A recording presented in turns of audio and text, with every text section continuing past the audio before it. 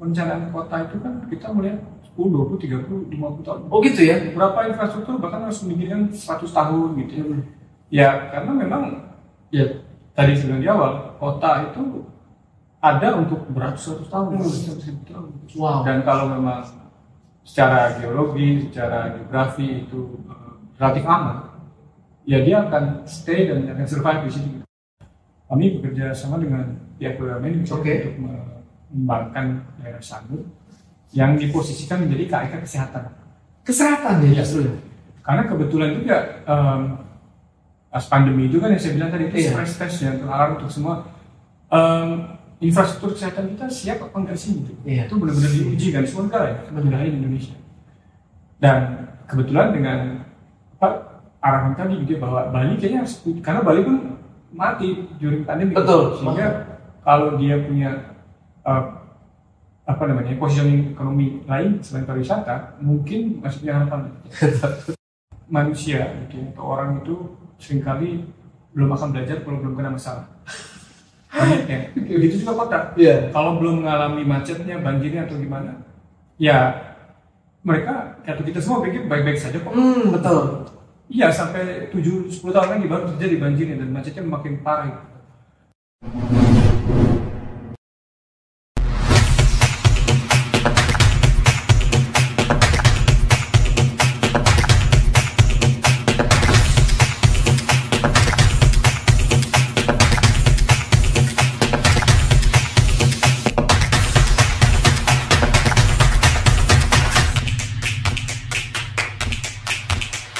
Nah, ini isu yang paling banyak dilihat orang ini sekarang adalah perubahan iklim. Begitu.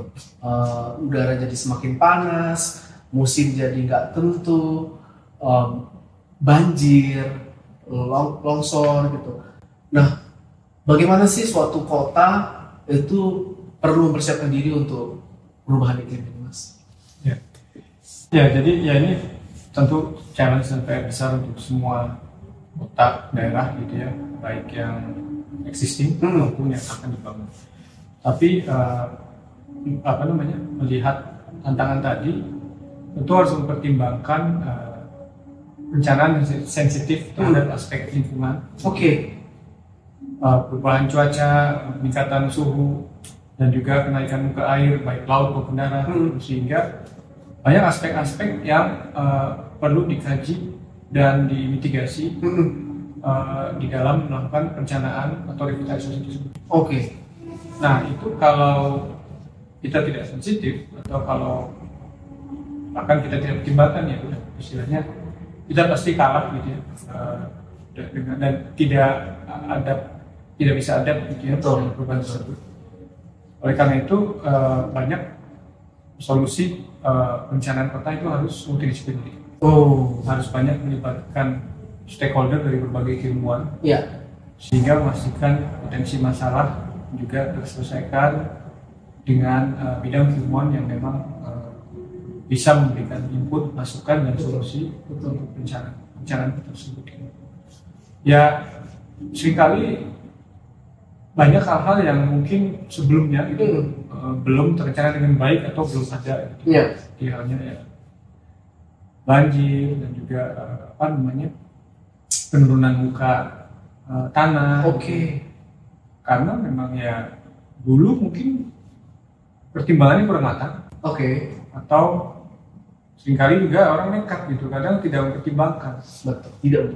Banyak juga area yang memang harusnya tidak dibangun tapi malah bangun di situ. Itu kan kesalahan planning.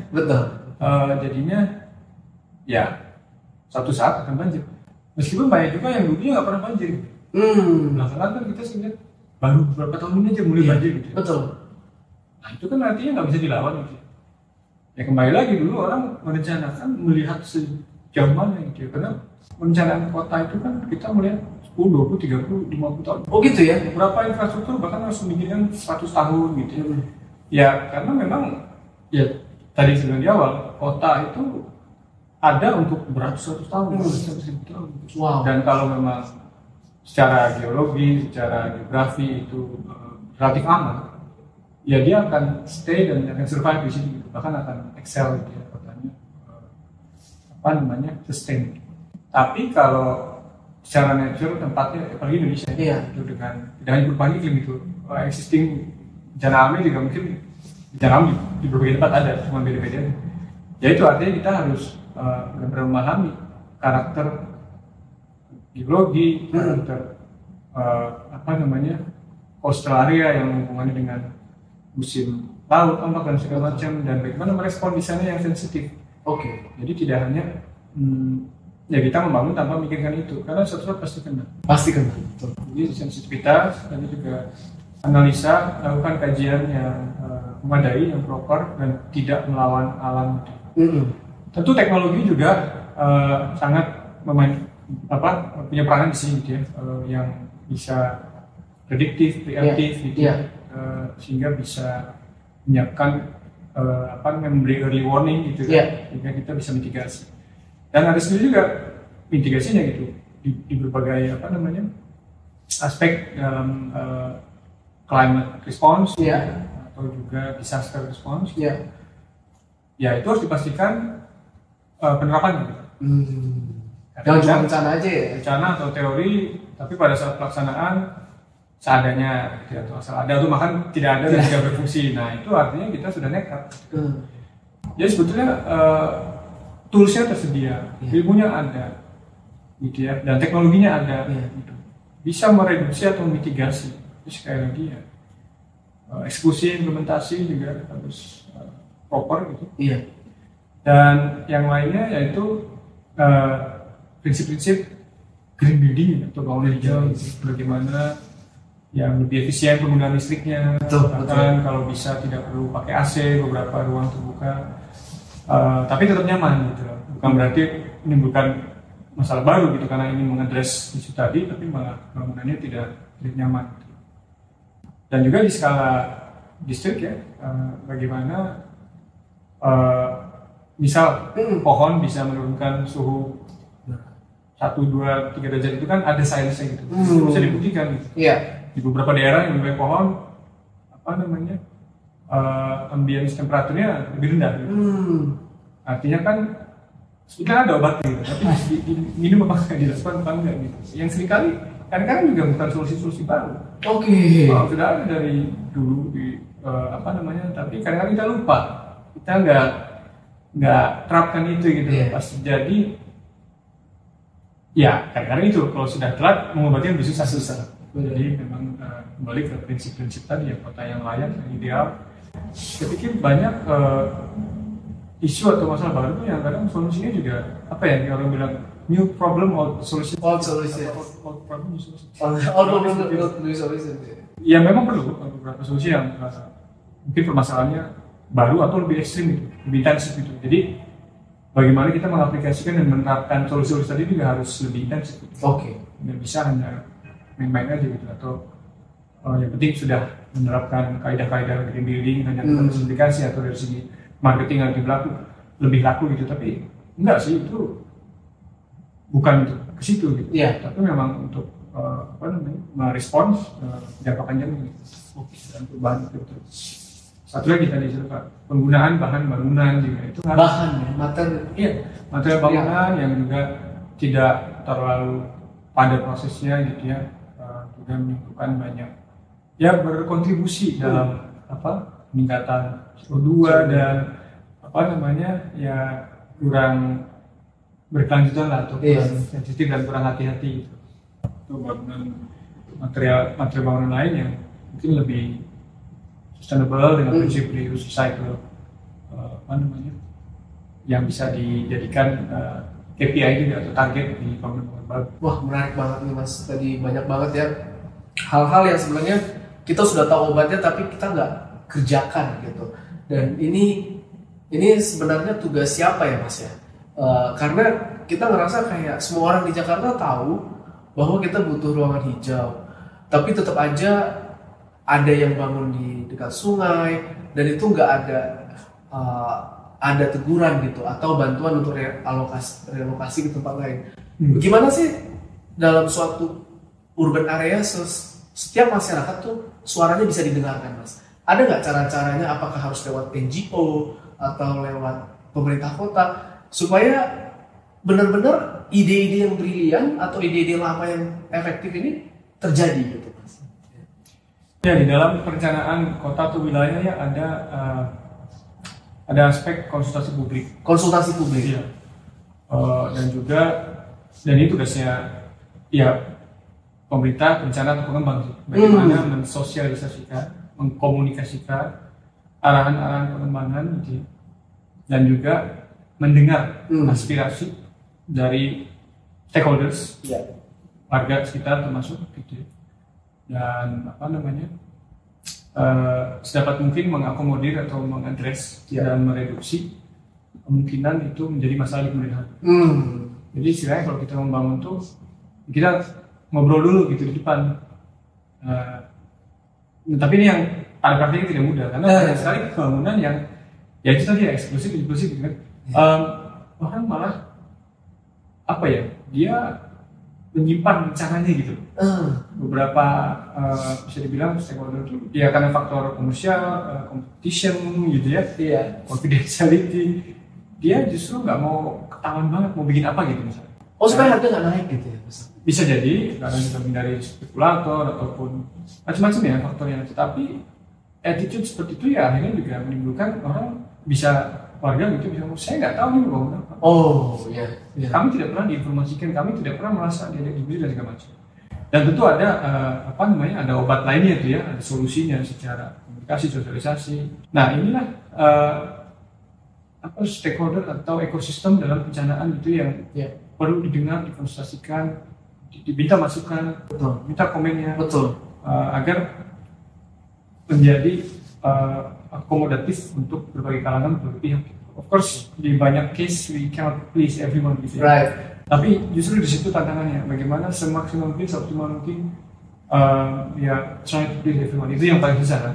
Tapi ya namanya tadi kota itu kan untuk semua. Karena untuk kalangan tertentu, meskipun yang membangun dia mengincar market kalangan tertentu, tapi kota yang ideal akan mendatangkan berbagai macam kalangan, dan itulah kunci sukses juga banyak tempat yang lebih diverse, lebih istilahnya warga tetap dirangkul, masyarakat setempat juga tidak harus digeser beberapa kilometer, hidup berdampingan, itu akan menjadi lebih sukses, lebih vibrant dan lebih sustainable gitu. Karena itu ya rangkullah mereka sejak tahap perencanaan. Betul. Wow, luar biasa. Jadi itu prosesnya lama ya Mas ya, mulai dari konsultasi publik, kemudian negosiasi dengan warga. Itu nggak bisa kota yang bagus itu dibangun semalam, kayak Rome is not built in one day gitu ya. Benar. Iya. Mungkin pertanyaan selanjutnya nih Mas adalah tentang daerah pariwisata di Bali, Sanur. Kalau nggak salah Mas pernah terlibat dalam revitalisasinya ya? Iya. Betul. Boleh nggak cerita strategi apa sih yang dilakukan untuk membuat Sanur itu yang tadinya dibangun di 1960-an itu bisa tetap relevan dengan selera dan juga warga di sekitar, Mas? Jadi mungkin saya ceritakan sedikit konteksnya ya. Waktu itu sebenarnya ada arahan dari Pak Presiden Jokowi untuk Bali agar lebih diversifikasi ekonominya, tidak hanya ekonomi pariwisata. Karena pada saat pandemi atau krisis-krisis sebelumnya gitu ya, kalau kita hanya bergantung pada satu mata pencarian atau sumber pendapatan gitu ya, jika ada shock atau stres selesai gitu. Repot. Nah, Bali itu sangat besar sekali tergantungan pariwisata dan juga pariwisata di luar. Oleh karena itu merespon arahan Jokowi tersebut, kami bekerja sama dengan pihak BUMN untuk mengembangkan daerah Sanur yang diposisikan menjadi KIK kesehatan ya justru. Karena kebetulan juga pas pandemi itu kan yang saya bilang tadi itu stress test ya untuk alarm untuk semua, infrastruktur kesehatan kita siap apa enggak sih gitu. Itu benar-benar diuji kan semua negara ya, tidak hanya di Indonesia. Dan kebetulan dengan arahan tadi gitu bahwa Bali kayaknya harus, karena Bali pun mati during pandemi. Betul. Sehingga kalau dia punya positioning ekonomi lain selain pariwisata, mungkin masih punya harapan. Karena pariwisata itu ada musimnya kan, low season, high season. Nah, apa yang terjadi pada low season? Nah, bicara mengenai KIK kesehatan, basisnya tetap pariwisata. Nah, ini banyak juga terjadi di tempat lain, Singapura, Bangkok, Malaka, Penang, itu orang ke sana untuk berobat. Nah, itu itu kan ini yang ingin ditangkap oleh pemerintah gitu loh. Of course kita nggak bisa menyetop itu, orang tetap akan punya pilihan, apalagi yang seperti asuransi sampai mana kan Jepang, Korea, dan ya sebagian orang akan tetap ke sana, ke Amerika bahkan. Tapi kita paling tidak memberikan pilihan di sana.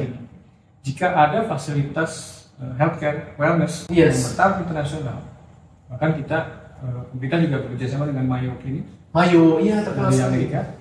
Ya kita datangkan si standar internasional itu gitu, agar bisa memberikan pilihan bagi orang yang kalau berobat atau health tourismnya ke Singapura itu kan konteksnya kota, Bangkok juga, Penang, Malaka gitu. Ya di sana orang juga tidak hanya berobat sih, mungkin belanja, shopping, dining, dan keluarganya juga di sana berlibur. Itu kan pariwisata yang judulnya kesehatan, nah itu check up, surgery, atau minta second opinion dari penyakit yang sebelumnya. Nah itu yang coba dihadirkan di Sanur gitu. Dengan membangun rumah sakit internasional bekerjasama dengan Mayo Clinic tadi, tapi hotelnya tetap kita jaga karena itu ada unsur atau ada aspek heritage-nya juga ya dari era peninggalan Soekarno. Itu direvitalisasi atau direnovasi. Gitu ya. Beberapa memang sebenarnya lapangan golf gitu yang lalu dibangun rumah sakit. Karena di golf juga mungkin sudah tidak relevan lagi. Dan akhirnya diposisikan tadi kayak kesehatan, rumah sakit internasional, klinik yang tidak hanya rumah sakit juga, tapi juga klinik untuk stem cell, research dan juga ada ya kalau rumah sakit sih tentu punya center of excellence sendiri ya dari mulai kardiologi, onkologi segala macam. Tapi juga wellness ya yang seperti estetik, beauty klinik, dan juga fertility. Pokoknya semua ekosistem kesehatan ada di satu daerah kaya kesehatan tersebut. Dan juga mendapatkan insentif ringanan pajak, pembebasan cukai dan pabean, dan juga izin untuk dokter asing berpraktek. Kompleks ya, banyak. Nantinya pun dokter asing tersebut bisa nulis resep obatnya bisa dilakukan dari luar gitu. Jadi pemerintah sudah bekerjasama dengan ID untuk itu agar mendukung program mereka pariwisata yang basis kesehatan.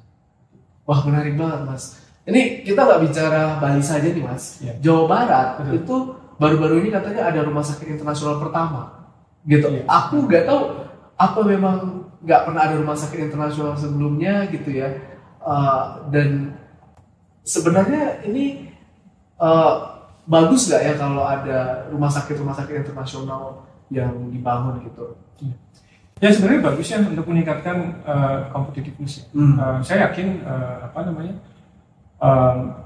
tenaga ahli kesehatan nakes Indonesia juga tidak kalah bersaing, tapi sekarang kan era persaingan global lebih terbuka, pemain regional juga buka di sini. Sebaliknya juga banyak startup Indonesia juga sudah bisa keluar gitu ya, yang bisa melebarkan sayap di luar Indonesia.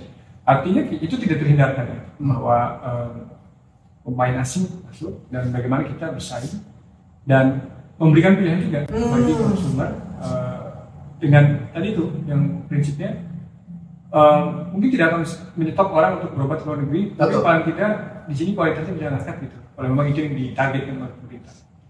Jadi saya lihat juga tidak hanya di Jawa Barat, di banyak beberapa provinsi lain juga sudah mulai mengarah ke situ. Ini yang saya bilang, saya nggak tahu ada hubungannya apa enggak dengan pandemi kemarin, tapi kayak semacam dites gitu ya. Saya apa enggak, dan akhirnya orang mulai kayaknya kita kurang nih ya penting infrastruktur kesehatannya atau opsi-opsi healthcare treatmentnya, sehingga sekarang orang lebih aware gitu. Dan healthcare itu very big business ya. Orang willing to spend, they have to spend. There's no option, no choice. Dan asuransi juga kan saya rasa covering itu, sehingga ya ini sektor ekonomi yang besar. Menarik banget nih Mas. Mungkin hal yang juga menarik ini beberapa pertanyaan terakhir nih Mas. Banyak kota yang itu nggak belajar dari kota lainnya, gitu. Jakarta mungkin nggak begitu banyak belajar dari Kuala Lumpur tidak belajar di Jakarta, atau ini hanya contoh aja. Ada apa ini? Apakah memang wali kota di banyak negara ini nggak pernah bicara satu sama lain, atau memang fokus sama hal-hal politik nih Mas? Kalau Iya, saya jawab yang terakhir dulu ya. Kalau yang mengenai wali kota atau gubernur ada forumnya sih. Ada forumnya ya. Bahkan seluruh dunia atau di Asia atau jadi ada wadahnya untuk saling bertukar. Tapi secara prinsip gini, manusia gitu ya, atau orang itu seringkali belum akan belajar kalau belum kena masalah. Ya. Begitu juga kota. Yeah. Kalau belum mengalami macetnya, banjirnya atau gimana, ya mereka atau kita semua pikir baik-baik saja kok. Betul. Iya, sampai 7-10 tahun lagi baru terjadi banjirnya dan macetnya makin parah gitu. Barulah biasanya itu wake up call-nya gitu ya, orang kalau belum pernah masalah. Belajarnya nanti aja. Jadi, nah tapi betul, kalau kita melihat kota lain sudah duluan kena masalah, sudah banyak sekali gitu loh solusi. Contoh public transport di London ini udah 100 tahun lalu. Indonesia tinggal 100 tahun. Kereta cepat ya, apa namanya, ya mungkin tempat lain sudah duluan gitu. Saya nggak tahu di Indonesia juga apakah terlalu cepat, terlalu dini atau belum perlu saat ini. Tapi benar yang tadi Mas bilang bahwa kadang-kadang juga orang ada faktor ego juga gitu untuk bukan nggak mau ya, tapi dia punya visinya sendiri terhadap kotanya sendiri gitu. Yang kadang-kadang itu yang akhirnya masalah-masalah kan dia nggak lihat, tapi kayak terkalahkan oleh ego atau visinya. Jangka pendek aja ya Mas ya. Jangka panjang jadi nggak matters ya. Ya itu bahasan lainnya gitu antara jangka pendek dan jangka panjang. Tapi kalau kita lihat itu ya komparasi competitiveness itu benar. Sebenarnya banyak yang bisa dilihat, banyak yang bisa belajar dari tempat lain meskipun tidak selalu permasalahan sama dan solusinya sama. Tapi tetap banyak lesson learned, benchmarking, apa namanya success story or fail story. Fail story ya itu yang kita harus lihat juga agar tidak terjadi. Ya tadi itu ya tentu tidak bisa lepas dari dengan politik dari pemimpinnya dan pemerintahnya juga, karena semuanya punya durasi masa jabatan. Oh iya benar. Yang dia harus tercapai, yang mana ya tentu idealnya sih dia memberikan solusi-solusi permasalahan gitu. Tapi kalau melihat kota lain nanti dilihatnya ini udah pernah ada di sana, ini bukan sesuatu yang baru, ini copycat atau gimana gitu. Jadi tidak otentik, tidak original, itu bukan idenya dia hanya copy sana sini. Nah ini yang kembali lagi ke attitude kita gitu. Kalau memang di tempat lain itu bagus ya mungkin kita harus adopsi dan nggak usah gengsi, tidak usah malu. Tapi ya kita sesuaikan dengan permasalahan yang kita hadapi gitu. Selain itu juga aspek ya tadi ya selain durasi dan juga kompetensi. Itu kita harus akui ya. Kompetensi dan kapasitas pemerintah, kota, daerah, pusat, bahkan di luar negeri, di UK ya yang kita tahu. Oke. UK itu shortage UK ya yang sangat mature town planningnya gitu ya. Itu masih kurang tenaga ahlinya. Wow. Banyak di council gitu ya di daerah, bahkan di London. Iya. Saya rasa ini tidak terjadi di UK ya, di tempat lain juga di Australia. Di beberapa bidang keahlian dan kompetensi itu kurang. Singapura juga. Tapi Singapura diuntungkan karena mereka bisa buka, ya UK juga akhirnya seperti itu karena kecepatan produksi rencana kota urban designer arsitek atau mungkin agak lain sih, tapi contoh di UK mereka kekurangan. Jadi banyak area-area yang akhirnya nggak kepegang gitu. Nah itu kan juga bagian dari kinerja pemerintah gitu, bagaimana gapsnya itu terpenuhi dengan kompetensinya gitu. Kembali lagi ke kota-kota di Indonesia ya sangat tergantung dari pemimpinnya dan pemerintahnya gitu loh. Benar sekali Mas. Jadi tidak semudah ya memang melihat benchmark dengan kota lain, tapi can you really do it on your own? Iya benar banget gitu ya. Wow, banyak pertimbangan politik, ekonomi ternyata ya Mas ya, dan juga tadi kompetensi yang menarik ya. Kota yang bagus itu memang menarik talenta-talenta terbaik kotanya dan membuat potensi mereka tersalurkan gitu ya Mas. Ini 2 pertanyaan terakhir Mas. Yang pertama, saya baca komen Mas gitu di salah satu post, fewer cars or greener cars gitu, mana yang lebih baik? Kalau Mas kayaknya bilangnya fewer ya?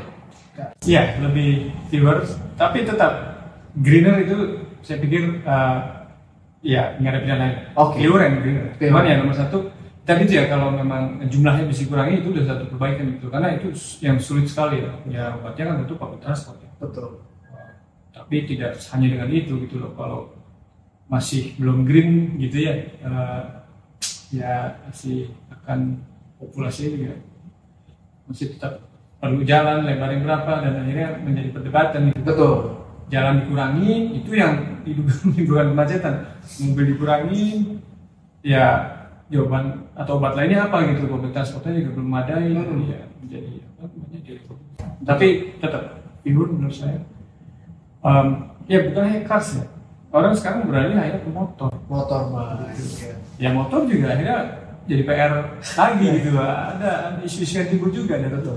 Tapi kalau ada pilihan lain kan di sepeda gitu ya, memang bukan hanya tren ya, tapi menjadi moda transportasi dan banyak di tempat lain kan, China di Eropa ya akhirnya lebih greener juga. Betul. Bener banget Mas, pernah saya kunjung ke Oxford sama Cambridge Mas. Itu mahasiswanya pakai sepeda semua. Betul. Saya rasa mereka bukan kekurangan duit untuk beli motor gitu, tapi it's just mereka punya awareness dan lifestyle itu cocok ya. Ya tentu ada faktor climate juga ya di sana, mendukung gitu ya. Eropa. Tapi ya kita juga dulu ada masanya di mana orang lebih banyak bersepeda. Kita lihat ya sepeda ontel di mana transportasi dan ya memang sih begitu apa namanya, ekonomi membaik dan negara mulai makin maju, orang akhirnya ya tarik ke dalam bermotor karena lebih aksesibel, lebih murah. Tapi tadi ya kalau masalah greennya ya trennya ke situ Pak. Entah itu elektrik atau hidrogen. Jadi itu kan masih apa ya, pilihan juga banyak yang lebih percaya elektrik. Walaupun kalau kita telusuri tidak selalu green juga loh, bagaimana baterainya di mining dari nikel dan segala macam, itu PR lain, tapi paling nggak ada upaya. Tapi ada juga yang melihatnya hidrogen ya, is the future gitu. Wow, luar biasa Mas Dodi. Ini pertanyaan terakhir nih Mas, yaitu gimana sih peran public-private partnership atau kemitraan publik dan swasta itu bisa mendorong pembangunan urban yang lebih baik dan lebih sejahtera lagi Mas? Nah jadi pertama faktornya adalah keterbatasan kapasitas anggaran pemerintah. Ya kan? Beda APBN, karena banyak sekali ya permasalahan gitu, dan banyak sekali obat yang harus dibeli dan harus dianggarkan. Jadi kalaupun terjadi kekurangan apa ya, saya rasa kita semua bisa malu. Nah, oleh karena itu ada ruang untuk private sector mengisi gitu dengan PPP, Public Private Partnership, KPPU bersama pemerintah dan badan usaha. Ya tidak hanya dari faktor anggaran dan biar cost sharing juga, tapi juga memberikan kesempatan untuk kompetisi, meningkatkan kualitas. Bukan kompetisi, tapi ya meningkatkan kompetitiveness itu. Bahwa standar yang akan dilakukan atau diterapkan oleh pihak swasta ini banyak atau seringkali juga lebih baik dari pemerintah. Baik standar perencanaan, pembangunan dan pengelolaannya ini. Jadi itu kalau secara ekosistem juga bisa ngangkat standar untuk semuanya, untuk pemerintah. Jadi itu bagus itu. Dan yang terakhir adalah juga kontribusi dari pihak swasta ini untuk society. Yang bukan hanya dalam bentuk CSR ya, tapi mereka berperan serta aktif dalam melakukan pembangunan dan juga membawa visi dan konsepnya sumbangsi bagi kota. Wah, menarik banget Mas Dodi. Ya, terima kasih banyak nih Mas untuk insight dan sharingnya yang membuat kita semua di sini makin tercerahkan soal pembangunan kota, suatu tempat yang sangat kita sayangi gitu Mas, dan kita tinggal di sini, kita kerja di sini, kenapa kita nggak rawat bersama-sama? Makasih banyak Mas Dodi, kita mudah-mudahan bisa diundang lagi nanti ya. Siap. Baik teman-teman Sobat Leaders, terima kasih sudah menonton sampai habis podcast ini. Jangan lupa terus belajar dan terus berbagi agar kita semua bisa lebih baik. Jangan lupa subscribe, like, komen, dan share video ini kepada teman-teman kamu supaya mereka juga lebih paham tentang apa masalah dan solusi yang perlu di masyarakat. Terima kasih, bye-bye.